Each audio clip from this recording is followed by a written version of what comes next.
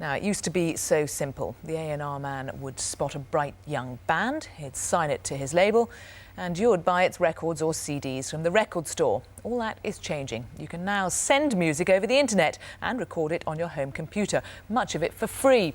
There are thousands of legal and illegal sites on the net. No surprise, it's sent the big players of the industry into a spin. Robin Denslow takes a look at the new music revolution. The British music industry is worth nearly £4 billion a year. Big business controlled by a handful of multinational corporations who now, perhaps, face their greatest challenge since the invention of the gramophone. Record retailers are now starting to feel the pinch, and they're saying that their regular customers are coming in and saying, I don't need to buy this album anymore, I've downloaded it from the internet. The music industry is perfectly capable of adapting. It's just that we have a bit of a PR problem at the moment. Let's move as fast as we can. To get some good stuff out of it before they move in, before the man moves in. Everybody is trying to spend a lot of money doing the same thing, which is trying to predict the future. This is what started it. The new technology of the internet and a system called MP3. It's a way of digitising and compressing music so it can be sent over the internet, then stored and played back on a home computer. The technology is rapidly expanding, and there are already portable players for the downloaded MP3 music, most of it free and coming from both legal and illegal websites. A retailer in London's Tottenham Court Road showed how it all works. So, Mr. Shah, how does this work exactly? How do I get music off the internet down onto my computer? Well, very simple. As long as you have a PC and a modem, as you would go onto any site. Some are legal and many are illegal. For example, here, free music archive. You can choose the music. Just click on one of these and download it. Just click and download. Once it's on your hard drive, you can copy it onto the MP3 player. This is a solid-state device. It uses one battery. There are no moving parts. It has 32 megabytes of RAM. That's not a vast amount at the moment, is it? It isn't really. I mean, in reality, you're only talking about, for good quality music, maybe half an hour. The record industry and manufacturers are trying to develop a system that would allow easy online sale of music and no illegal copying. But for the moment, the internet is packed with illegal music sites. So at the BPI, which represents the British record industry, there's a continual hunt to find them and close them down. Any idea roughly how much money the industry is losing because of all this? I wouldn't like to hazard a guess. I mean, you can imagine that all the millions of people that are online all the time, and if it's the most popular search term, you imagine there's an awful lot of traffic going on. The internet brings another problem for record companies: lack of control over their own artists.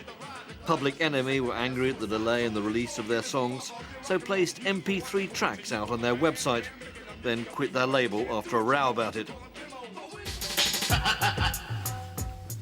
You could even have some... British enthusiasts for the new internet music include that rousing and highly political band Asian Dub Foundation, currently in the studio working on a song for the next Leonardo DiCaprio movie. They run their own educational scheme, teaching technology and music, and would like the new technical revolution to transform the record industry. Record companies are staffed by people who are neither good businessmen nor very musically astute. You know, in fact, they're the worst of both worlds. So, and consequently... We've made people who don't even like music. Yeah. Consequently, they completely misjudge where to place their money, where to place their energy. And they also respond too slow. Right? And that's been the case with us. I mean, you know, we were turned down by every record company in the country at one point. I urge every unsigned band and everybody who wants their music heard to get access to a computer, and if you know, to work collectively if you can't afford it individually. Here, just off London's Trafalgar Square, is the office of peoplesound.com. It's launching in the autumn with 1,000 new bands who can be heard through the internet. If you like the free tracks that are provided, you can buy their albums on mail order. Profits are split 50-50. The musicians keep their own copyright and are paid £100 for joining the scheme. So £100,000 is being paid out on unknowns. So roughly how much has been put into this already? I can't tell you the exact amount. Roughly. It's multiple millions. The days when in the internet you could take 4 years to grow from garage startup to being $20 billion Amazon are completely over. Nowadays, if you've got an attractive proposition in an attractive product market, it's about building that brand awareness immediately and spending lots and lots of money. That's the mandate that we have from the investors. There are 5 corporations dominating the British music scene, including Universal, which owns the once independent Island Records. Their MD insists the internet-only bands have got it wrong. At the moment, the internet is the domain of people that are actively out there looking for music, and that's actually a very, very small proportion of the people that we actually sell to. It's a very important proportion of them. It's what we would call the early adopters. But in real terms, any band that confines itself to selling music over the internet is cutting out automatically 90% of the consumers they could sell to, which I think is a critical mistake. I think a lot of them are going to lose a lot of money. But over at peoplesound.com, the CDs from hopeful new bands are flooding in. The company may pay £100 to those who join the scheme, but it doesn't finance their recordings. So are their homemade CDs going to be any good? Well, in the olden times, it was, very expensive to rent out studios and stuff like that. But with the technology now, they can put a whole band together in their bedroom and produce the whole thing themselves. And most of the stuff that we're getting is surprisingly high quality. Our public service is that we filter out legions of rubbish. I mean, you have no clue as to how much material finds its way to us that is sifted to, properly listened to, properly accessed and rejected. Well, now all of that is going to be going to these companies that are offering £100 for the first 1,000 bands that sign up to their programme or whatever. It does not mean that they're actually going to be able to get anything that's any good. Other senior figures in the music industry preferred not to discuss the issue. There's concern that the future is unknown and prediction is dangerous. Music analysts claim the rules are changing. Now, suddenly, everyone is in everyone else's business. So an artist can be a retailer in a record company can be a retailer, a radio station can be a retailer. It's got very confused and people are trying to work out what business they're actually in at the moment. The new technology means that the music industry can now flourish anywhere, even in a small South Yorkshire village, where one artist has launched a highly successful career without even being signed to a record label. She's been nominated for a Mercury, the one music award in Britain that really matters, and she's helped by a very modern cottage industry. Her name, Kate Rusby. Her last album sold 45,000, not bad for a DIY folk singer. The new one, Sleepless, which includes this Iris Dement song, should do far, far better because of that Mercury nomination.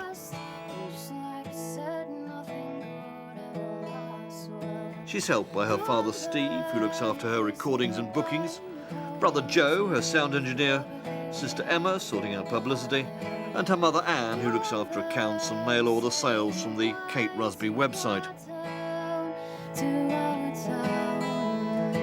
And how much has this been made possible because of the new technology? Oh, I think it's kind of everything to do with that, really. Even kind of the basic computer thing, is great. The whole office is set up on 2 computers up there, because we also do mail orders and all sorts of stuff from up here.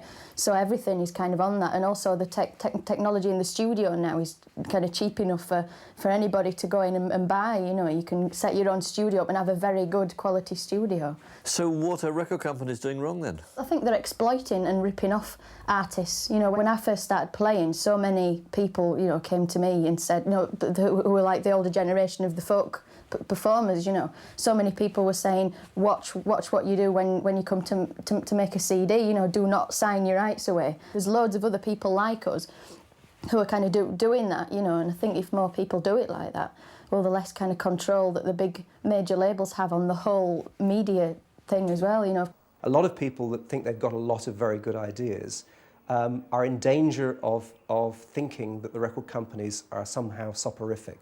We're not asleep. We're absolutely watching every aspect of what's going on.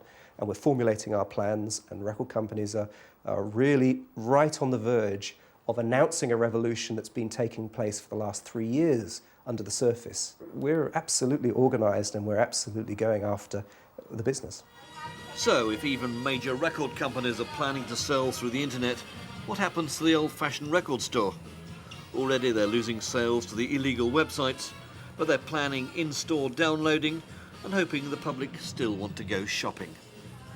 For sure they can do it from home. They can do that now. They can record records off the radio and tape things. They've been able to do that for years, but that doesn't kill the sales of singles. People still like to go out and socialise and shop. What happens 5 years down the line, I don't know, they call it WWW, the Wild Wild West is what they call it. Who knows? But in the short term, I think it presents us with a great opportunity. And what of record stores that don't keep up? What happens to them? I think they'll fall by the wayside. It's happening. The technology is here. We cannot stick our head in the sand. It's happening every day. There are those who see online music as the new gold rush, with fortunes to be made and lost. It should, in principle, give artists greater control and shake up an industry that needs a regular upheaval. It could be the new punk with flourishing independent websites, or just another outlet for the corporate music industry.